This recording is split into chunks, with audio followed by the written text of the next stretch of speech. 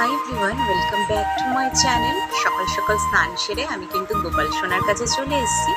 আর আমি আমার লক্ষ্মীনারায়ণকে পুজো করেই কিন্তু আমার দিনটা শুরু করি।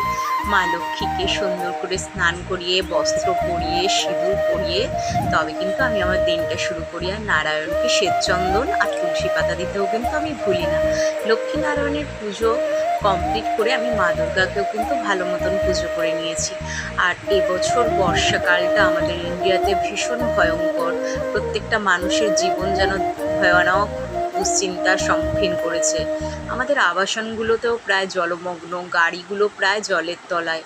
একটা ভয়ঙ্কর বন্যা পরিস্থিতির সৃষ্টি হয়েছিল আমাদের ইন্ডিয়াতে। এই পরিস্থিতি যেন সকলের জীবন থেকে খুব তাড়াতাড়ি সরে যায়, বর্ষাকালটা থেকে যেন মানুষ মুক্তি পায়। আর খুব সুন্দর একটা জীবন যেন মানুষ পায়, সুখময়, মানে শান্তিময়। মা দুর্গা যেন সবাইকে সুখে শান্তিতে রাখে। আর